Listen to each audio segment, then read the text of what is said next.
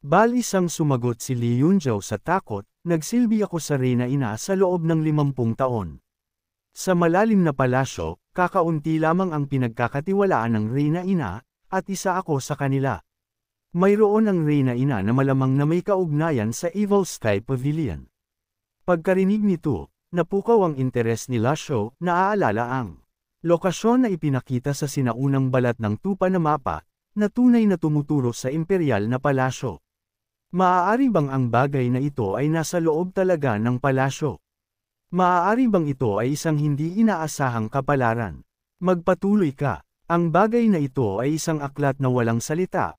Ipinagpalat ito sa imperial na dekreto na kinuha ng mahal na guro maraming taon na ang nakalipas. Pagkasabi nito, nagsimulang umubo ng malakas si Li Yunzhao, malinaw na napagtanto na nagkamali siya ng sinabi. Ang maling pagsasalita sa gayong kritikal na sandali ay tunay na naghahanap ng kamatayan. Nang makita ito, sumabat si Liu Bing, ipinagkakanulo mo ang Reyna Ina. Hahatulan ka ng kamatayan kung babalik ka.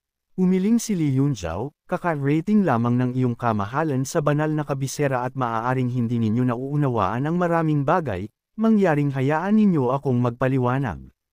Matapos mawala ang imperial na dekreto, hinahanap ito ng lahat, ngunit ang Reyna Ina lamang ang nakakaalam na napunta ito sa kamay ng Evil Sky Pavilion. Ang imperial na dekreto ay orihinal na pinamamahalaan ng emperador, ngunit siya ay may sakit sa loob ng ilang taon, kaya pinamamahalaan ito ng Reyna Ina sa kanyang halip. Nang mawala ang dekreto, nagkagulo ang Reyna Ina at nagpadala ng mga tao sa Evil Sky Pavilion. Walang alaala si Lasho tungkol dito, kaya nanatili siyang tahimik. Ang pananahimik ang pinakaligtas na paraan upang maiwasan ang mga pagkakamali. Nagpatuloy si Li Yunzhao, hindi ibinalik ng mahal na guro ang imperial na dekreto ngunit sa halip ay nagbigay ng isang aklat ng walang salitang Heavenly Scroll. Biglang napagtanto ni Lasho, ang walang salitang Heavenly Scroll na ito ay malamang na isang bahagi ng pambungad na tomo ng Heavenly Scroll. Nasaan ang Heavenly Scroll? Sa pagkarinig ng kanyang tanong, mabilis na sumagot si Li Yunzhao, nasa palasyo pa rin. Sa puntong ito, nilayon ni Li Yunzhao na ipagpalit ang kanyang paglilinang sa walang salitang Heavenly Scroll. Sa hindi inaasahang pagkakataon, ibinigay na ni Lasho ang maharlikang tanda kay Jiang Aijian, na ginamit niya ito upang buksan ang panloob na kabangyaman, kaya ibinalik ang susi sa maharlikang pamilya, na parang itinakda. Tinawag ni Lasho, Xiaoyu, ikaw ang biktima, ikaw ang magpapasya sa kanyang kapalaran. Alam na nasa palasyo pa rin ang walang salitang Heavenly Scroll, maraming paraan si Lasho upang mabawi ito, hindi na kailangang makipag-ayos kay Li Yunzhao. Ibinigay niya ang kapangyarihang magpasya kay Xiaoyu. Yumuko si Xiaoyu at sinabi, ang mga pag-aari ng mahal na guro ay dapat ibalik. Sa huli ay iniligtas niya ang aking buhay sa pamamagitan ng isang hindi inaasahang pangyayari. Kung nagsinungaling siya, maaari natin siyang patayin mamaya. Labis na natuwa si Lasho nang marinig ito, iniisip na hindi nasayang ang kanyang pagtuturo sa kanyang disipulo, sa wakas ay nauunawaan na ang pag-iisip sa kanyang Panginoon. Li Yunzhao, narinig mo ba ng malinaw? Tanong ni Lasho. Lumiwanag ang mukha ni Li Yunzhao, at sumagot siya, nauunawaan ko po. Bukas sa ganitong oras, dadalhin ko po ang mga bagay upang makipagkita sa nakatatanda. Pagkasabi niya nito, bigla siyang tumingin sa likuran, may tao rito. Sa sandaling iyon, mula sa isang malayong tore, isang kumikinang na gininto ang nakatagong sandata ang sumipol patungo kay Li Yunzhao. Ang figurang nagpakawala ng sandata ay biglang nawala, malinaw na naglalayong kitilin ang buhay ni Li Yunzhao habang siya ay sugatan. Gayunpaman, malinaw na minamaliit ng sumalakay ang kakayahan ni Li Yunzhao, kahit sugatan, hindi siya isang taong maaaring patayin ng ganoong sandata. Malalim na sumimangot si Prinsipe Liu Bing, Li Yunzhao, tila hindi kalubos na pinagkakatiwalaan. Bumaling si Li Yunzhao at sinabi, ilan lamang iyan sa mga taong may nakatagong motibo na hindi gusto sa akin at gustong alisin ako. Masyado ng maraming beses nangyari ang ganitong bagay. Bumaling ang tingin ni Lasho sa nakatagong sandata sa lupa, iniisip na ang paggamit ng nakatagong sandata sa ganitong antas, malinaw na hindi ito isang ordinaryong dalubhasa sa paglilinang. Patuloy na hinanap ng tingin ni Li Yunzhao ang paligid, sinusubukang hanapin ang target, habang maingat na sinasabi, hindi gaanong mahalaga ang aking buhay, kung hindi ako pinagkakatiwalaan ng Reyna Ina, matagal na akong patay. Paano ako nabuhay hanggang ngayon? Sa sandaling ito, isang itim na figure ang sumulpot mula sa sulok ng tore at mabilis na tumakas sa malayo. Nang makitang nakalayo na ang sumalakay, bumaluktot ang boses ni Li Yunzhao sa galit, mga hamak na tampalasan, tunay na kasuklam-suklam. Sumigaw si Lasho, si IU Honor, dalhin mo sila rito. Susunod po ang disipulo. Labis na nagalak si CIU Honor sa pagtanggap ng ganitong utos sa unang pagkakataon. Pagkasabi niya, tumapot siya sa kanyang mga daliri sa paa at sumugod patungo sa kalangitan sa itaas ng tirahan ni Haring Chi. Ang Brahma Heaven Silk ay bumukad tulad ng isang rosas. Nakatapak sa cloud stepping boots, ginamit niya ang 7 Stars Gathering Cloud Step, gumagalaw tulad ng isang nakatagong dragon, lumilitaw at nawawala. Sa loob ng ilang hininga, naabutan na niya ang mamamatay tao. Napalunok si Li Yunzhao sa gulat, nagulat, ganoon kabilas. Sa murang edad, mayroon siyang ganoong paglilinang. Kung bibigyan ng panahon, gaano kataas ang mararating ng batang babaeng ito? Hindi masukat. Pumalakpak si Liu Bing sa paghanga, sinasabi ng mga usap-usapan na ang mga disipulo ng Evil Sky Pavilion ay pawang kahanga-hanga. At sa nakikita ko ngayon, tunay ng karapat-dapat sila sa kanilang reputasyon. Kahanga-hanga, kahanga-hanga. Malamig siyang tiningnan ni Lasho, masyado kang maraming sinasabi. Pagkarinig nito, agad na nahiya si Liu Bing at sinabi, gusto ko lang makipagkilala sa nakatatanda. Kakabalik ko lang mula sa kanlurang hangganan at hindi ko gaanong alam ang maraming bagay sa banal na kabisera. Pinakagusto ko ang makipagkaibigan. Sa ganitong paglilinang ng nakatatanda, magiging panghihinayang sa buhay ang hindi makapag-inom at makapagkwentuhan ng may kagalakan. Tanong ni Lasho, dumalo ka ba sa Heavenly Sword Sect? Nang inag si Liu Bing, alam ba ito ng nakatatanda? Talagang maraming alam ang nakatatanda. Tunay nga, nakapunta ako sa Heavenly Sword Sect, ngunit sa kasamaang palad, matigas ang ulo ni Luo Xingkong at iginiit niyang magtayo ng isang arena ng buhay at kamatayan.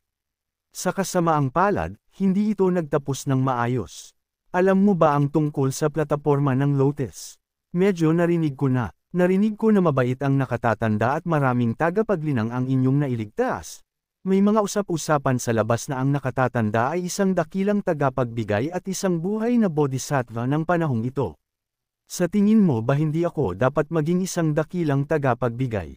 Kabaligtaran. Kung hindi dakilang tagapagbigay ang nakatatanda, sino pa kaya?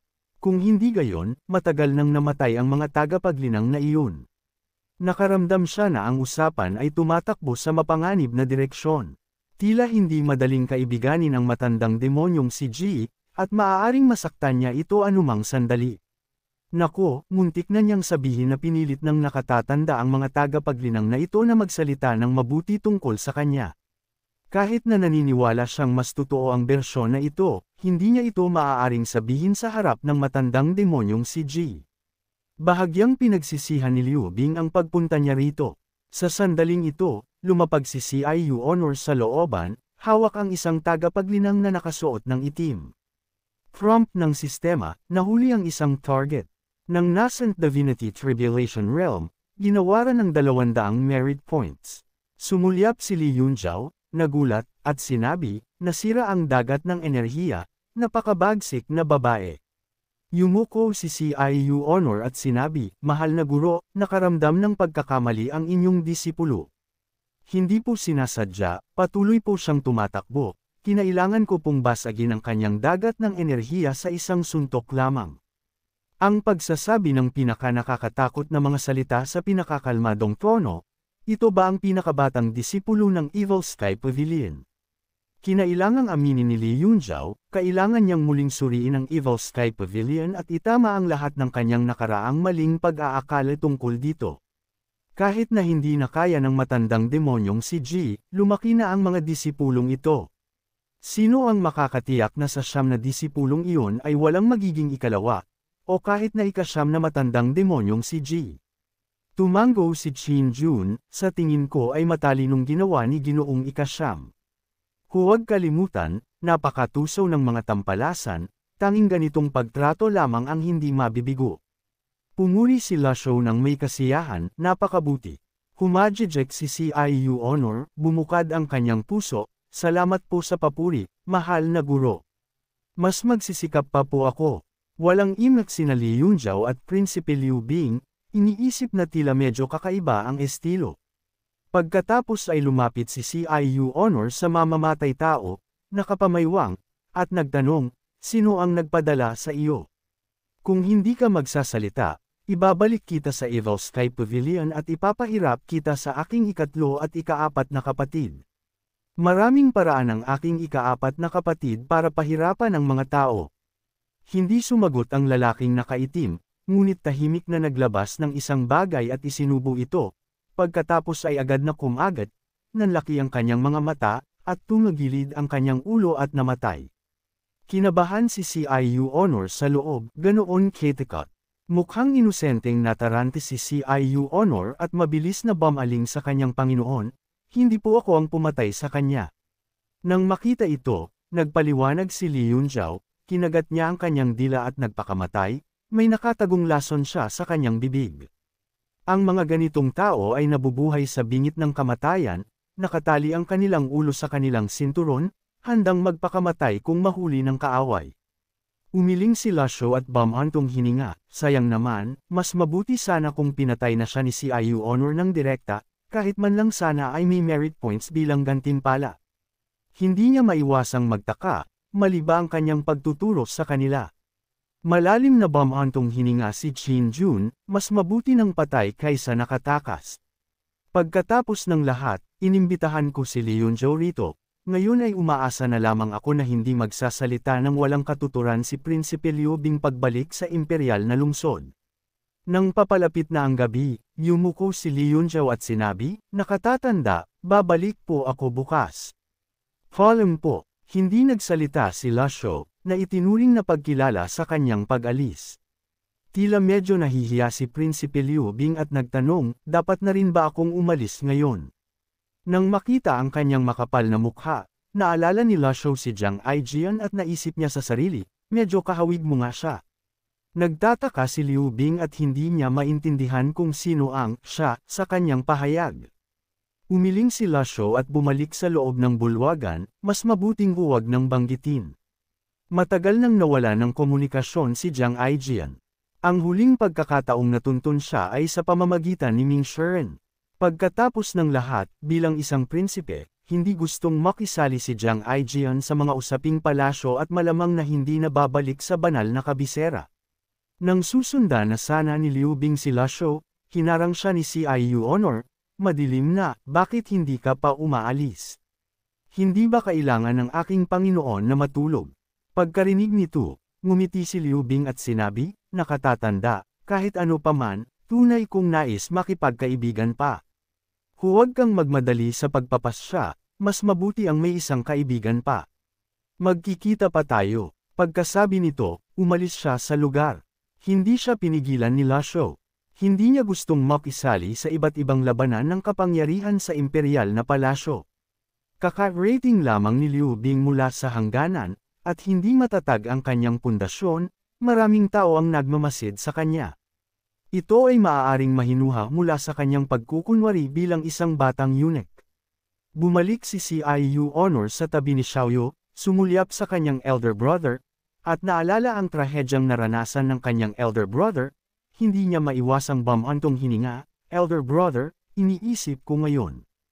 Mas mapalad ako kaysa sa iyo. Alam ni Lasho na nilalayo ni CIU Honor na aliwin ang iba at nais din niyang ipahayag na hindi niya namalayan ang kanyang sariling mga biyaya, ngunit medyo kakaiba ang tunog nito. Sa oras na ito, maraming lingkod ang nagsimulang maglinis ng looban. Ang anak ni Qin Jun, si Qin Shuo, ay naginat at lumapit, Ama, narito pa ba ang mga bisita?